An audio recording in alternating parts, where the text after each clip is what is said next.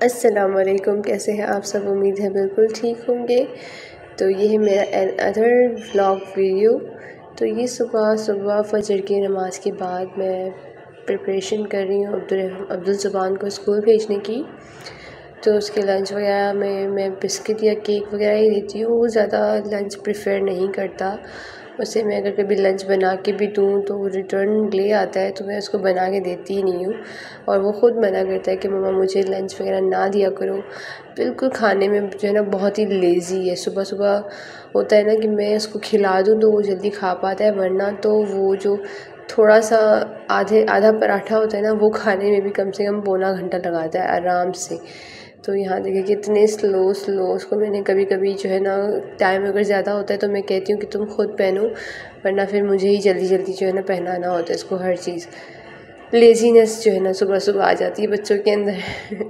हालांकि नींद भी पूरी होती है, एवरीथिंग इज़ फाइन, बट क्या करें, बच्चे तो बच्चे ही होते हैं। सही हो जाएगा इंशाल्लाह। वैसे है बहुत एक्टिव माशाल्लाह, बस सुबह सुबह थोड़ा सा ना कभी कभी लेज़ीनेस दिखाता है। तो आज जो है ना क्या हो गया, हम लोग जो है ना रेडी होके बैठे हुए थे। हम ये अक्सर नेबर्स के साथ जाते हैं ना डेली, तो हम वेट कर रहे थे। लेकिन बाद में जब मैंने देखा कि वो तो सोए हुए हैं, क्योंकि एग्ज़ाम्स कल ही ख़त्म हुए थे, तो आज उन्होंने स्कूल की लीव की, तो हमें पता नहीं था। तो ये सामने वाले घर में वो नेबर्स होते हैं, तो उनके बच्चे आज गए नहीं, तो आज मुझे जाना पड़ा इसको छोड़ने के लिए। अमूमन मैं रमज़ानों में जाती थी इसको छोड़ने के लिए, तब भी वो लोग जो है ना लीव पे थे, तो उस टाइम पे मैं इनको छोड़ने जाती थी। अदरवाइज़ जो है वो उनके साथ चला जाता है। तो यहाँ पे सुबह अल्लाह हाफ़िज़ कहते हुए स्कूल चला गया और मैं उसे छोड़ के वापसी घर आ गई। घर आके मुझे गुस्सा चढ़ा। मैं लॉक को तकरीबन 15 मिनट तक घुमाती रही, खुल ही नहीं रहा था मुझसे। और मैंने बेल बजाना प्रेफर नहीं किया, क्योंकि बेल बजाती तो अंदर अब्दुल रहमान सोया हुआ था। तो मैंने कोशिश करती रही और आखिरकार खोल ही लिया। मुझसे खुल नहीं रहा था, पता नहीं क्यों, ऐसा दिमाग ख़राब हो रहा था। तो मैं स्कूल से इसको छोड़ के उसके बाद मैं सो गई थी। फिर जब अब्दुल ज़ुबान दोबारा अगेन 12 बजे स्कूल से वापस आया है, तो फिर ये उस टाइम की क्लिप है। तो उस टाइम पे मैंने रोटियां वगैरह बना के, जो बच गया था आटा, तो मैंने फ्रिज में रख दिया था।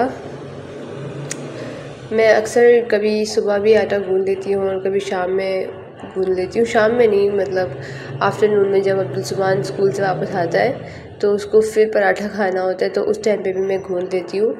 तो आज पता नहीं स्कूल में कोई बच्चा ये चीनी वाला पराठा लेकर आया था, तो वहाँ से आके मुझे कहता है कि मुझे चीनी वाला पराठा बना के दो। तो मैंने उस तरह से इसको बना के दिया। उसको इसी तरह से खाना था, इसलिए मैंने इसी तरह से बना के दे दिया उसे।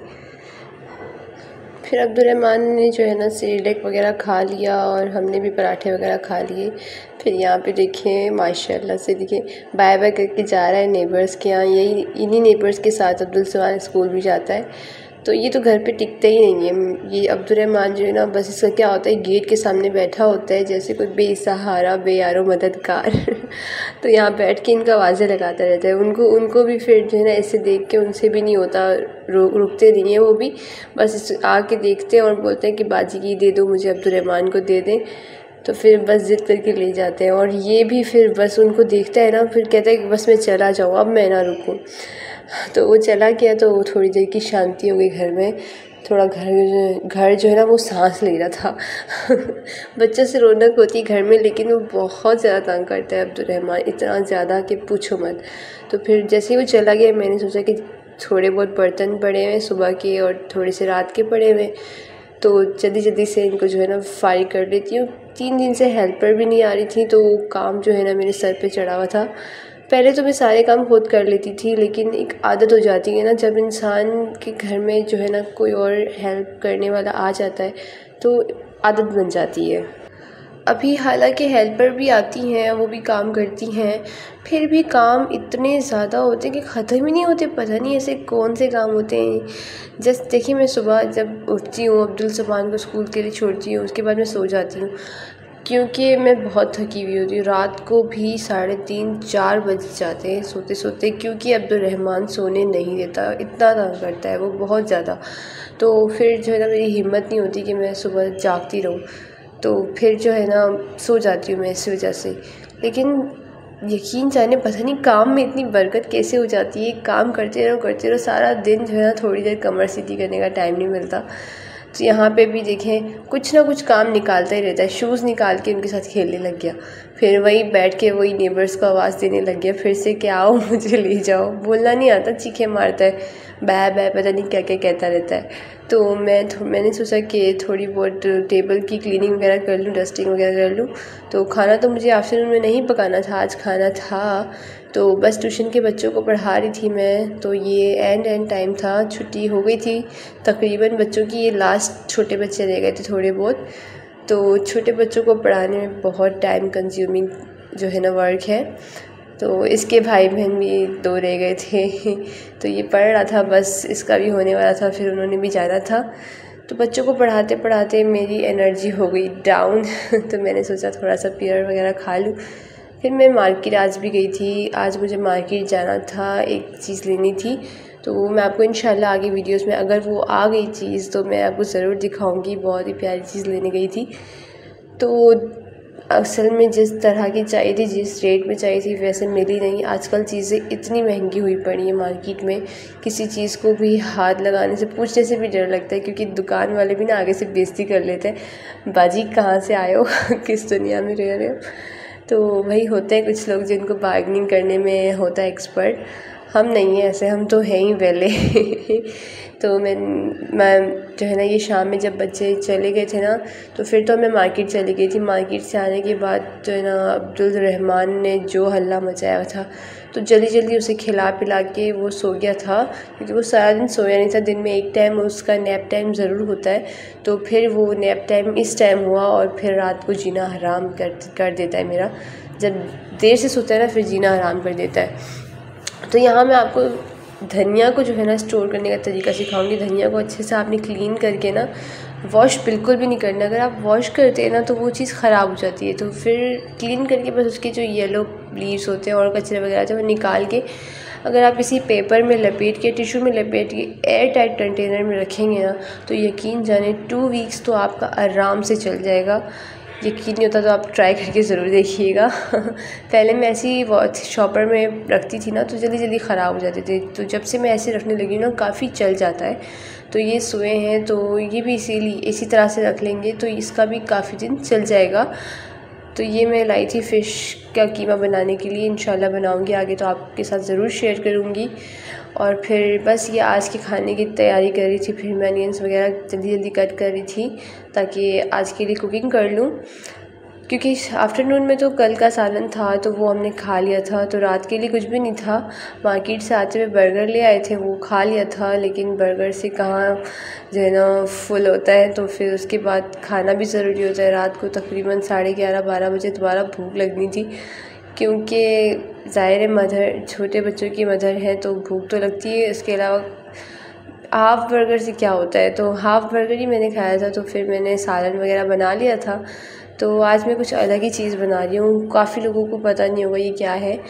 ये अमूमन चिकन की ही चीज़ें हैं, जैसे कलेजी होती है और चिकन का पोटा होता है। तो इस तरह की चिकन के अंदर की चीज़ हैं ये, तो वो मैं बना रही थी। तो इनको क्या कहते हैं, तो क्या नाम है वो भी मुझे नहीं पता, बस हम लोग बहुत खाते हैं शौक़ से ये जो है ना।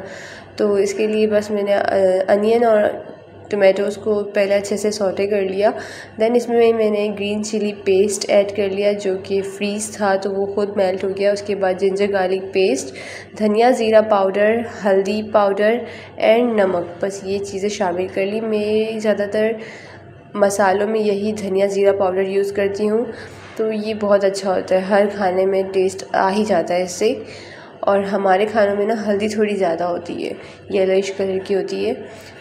और मसाले को अच्छे से भूनना होता है। जितना मसाले को आप अच्छा भूनेंगे ना, आपका सालन उतना ज़्यादा अच्छा बन के रेडी होता है। तो मैं बस मसाले को भूने जा रही थी, साथ साथ थोड़े बहुत बर्तन जमा हो जाते हैं, उनको भी धोती जा रही थी।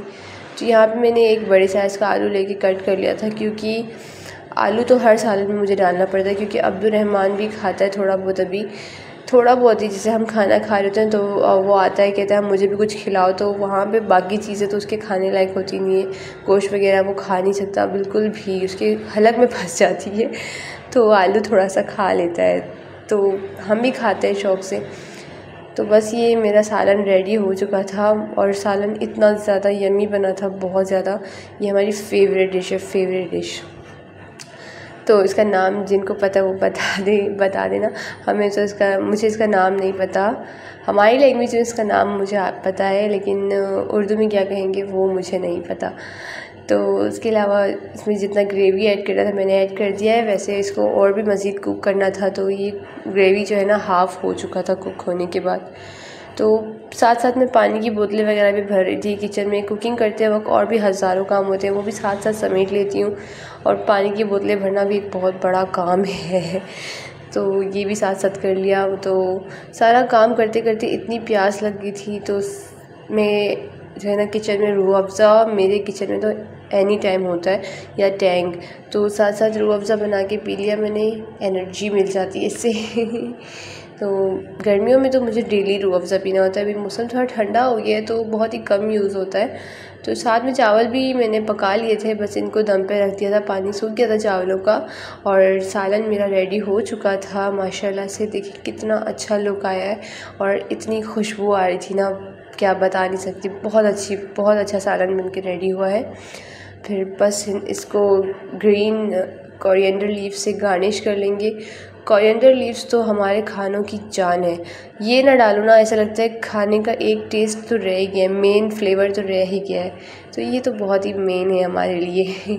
तो बस इतना ही नहीं, अभी काम ख़त्म नहीं हुए थे मेरे। अभी अब्दुर्रहमान के कपड़े भी रहते थे धोने वाले।